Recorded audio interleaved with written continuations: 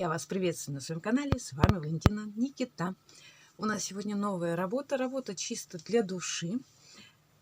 И я взяла, это у меня нетканое полотно, можно взять любую ткань, какая вам не нужна, она будет у вас закрыта. Паутинка у меня на погонные метры, я ее порезала вот такими длинненькими полосочками, и чтобы чисто зафиксировать наш рисунок. Для удобства можно взять флизелин или вот такую паутинку на погонный метр. Но тратить мне ее на целое полотно очень жалко, поэтому я сделала вот такие полосочки. Наверх я буду выкладывать небо, ну как всегда, наше небо из разных лоскутов голубых оттенков ткани, синих.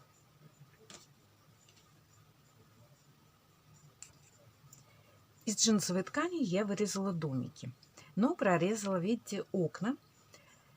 Можно выкроить просто прямоугольник и наверх нашить окошки. Но вот, к примеру, я беру клей-карандаш, намазала, и сюда заранее я вставила окна. Смотрите, все, можно шить смело. И сюда другой лоскуток.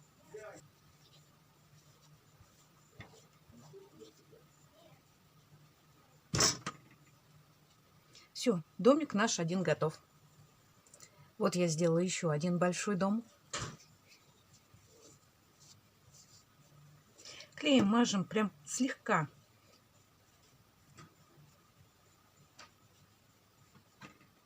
Что у нас выходит за пределы, мы с вами отрезаем.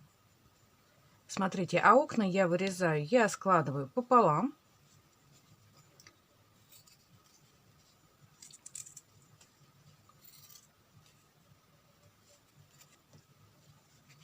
И вот наши окошки. Я сделала домики. Частично у меня на паутинке лежит, но верхние заготовочки я приклеиваю на клей-карандаш. Вот, например, небо. Здесь лежат верхние, видите, лоскуты. Я буквально прям немножечко их клеем намажу и положу, потому что сейчас пройдусь утюгом. У нас приклеится на паутинку, а верх у нас все равно будет деформироваться. Сделала я, как видите, частично, потому что у меня аппликации, а не пицца. Была бы пицца, я бы разложила полностью фон, накрыла фатином и запросто бы делала стежку. Но если я сделаю все вместе, мне будет тяжело прошивать. Прошивать я буду домики зигзагом. Ну, а потом мы будем делать этот фон. Будет самое интересное. Посмотрите, прошила я домики, но еще в порядок я их не приводила. Здесь надо поработать ножницами, убрать все нитки, все неровные края. Ну, а теперь делаем поле, которое мы с вами не сделали. Также расположила паутинку. Это у меня будет дорога. Теперь из лоскутов заполняю вот это пространство.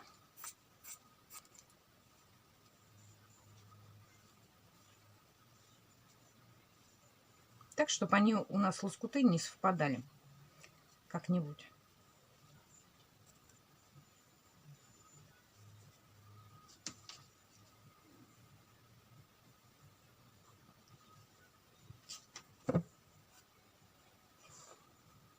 Это можно пододвинуть немножечко. Вы сами регулируете свои лоскуты. Я разложила фон. Это у меня будет дорога, но видите лоскуты? Я теперь поднимаю дорогу и заправляю их туда вовнутрь, чтобы они у меня не заходили на дорогу. Вот так вот аккуратненько заполняем пространство, какие у вас видны. С нижним слоем мы с вами определились. Все, разложили как нам нужно. И теперь, так как у нас на паутинке, мы можем смело отутюжить. Я всегда утюжу и приклеиваю на клеевую, потому что ткань плотная через мокрую марлю. Работу свою я проутюжила, но также зафиксировала булавками. И теперь мы можем с вами прошивать. Все прошила.